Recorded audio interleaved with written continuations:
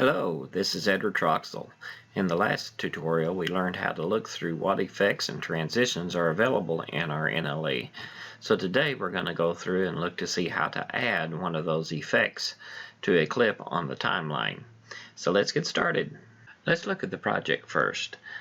Here I have a single image on a single track, so we'll access them directly, and then what I want to do is add a Gaussian blur to that event on the track. So here is, you can see it's listed in the effects list, and that is how you spell it. So let's go over to our code. The first thing we will do is get our track, is track number 0. Then we'll get our event, which is event number 0 on that track. Now that is a track event. To add an effect to a video event, I have to turn this into a video event.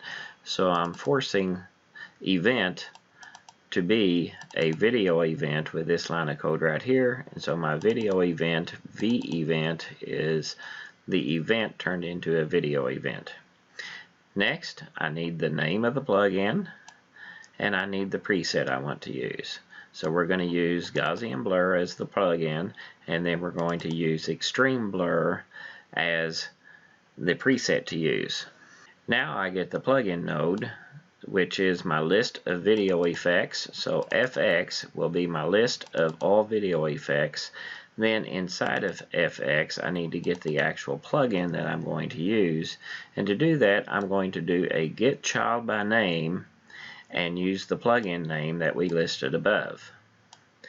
Once I have the plugin, I need to turn that into an effect. So effect is now a new effect from that plugin, and then I will add that effect to the list of effects on that video event.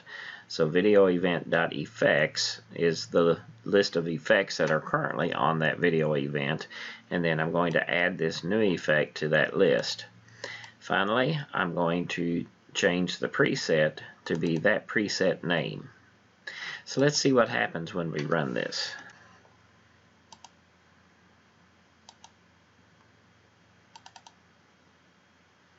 Unfortunately, we got an error. So the question becomes, why did we get an error? And the answer to that is really very simple. We typed this in exactly the way we saw it. Unfortunately, that is not the name of the effect in Vegas. If we come up down here to this FX, it will pop up this Open FX box, and notice we do not have a Gaussian blur listed here. But if we scroll to the right, we will find our Gaussian blur right there. But notice it has the word Vegas in front of it here. This is the actual name that we have to use. So let's cancel out of this, close that, and go back to our code. And let's add the word Vegas in front of that. Save it and run the script again. Now when we ran the script, it added the blur. You can see the blur is in effect, and if we come in here, you will see that it did pick Extreme Blur as the option, as opposed to the medium, light, soften, or yellow glow. And let's look at the text file we actually created in the previous version. If we look here, we will notice that the actual name is Vegas Gaussian Blur, and that should have been our first clue that it was not just Gaussian Blur. So this is one of the places where this comes into effect. However, as I mentioned in the last tutorial, if Vegas had been running in a different language, it might not even say Gaussian Blur. So we need to take that into consideration.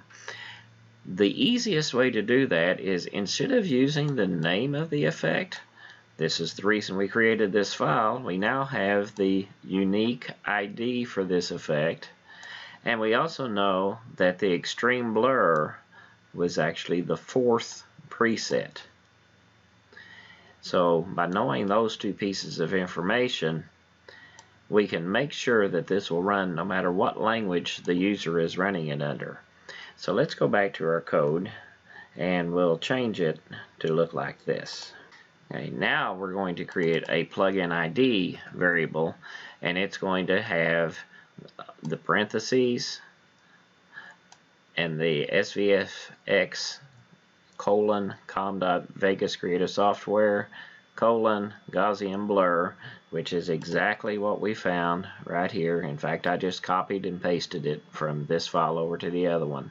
Our preset count is actually one off because we have them listed here as 1, 2, 3, 4, 5, 6. They're actually listed 0, 1, 2, 3. I actually need to modify my GUID program to solve that issue. So for extreme blur, we're actually going to use number 3. Here, let's put in our preset count equals 3. And then this part, we're going to do exactly the same. We get the list of all video effects.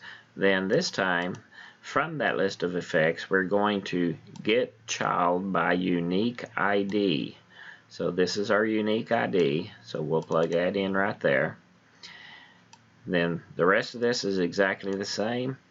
We are going to get the new effect, and we are going to add it to the list of effects on that video event.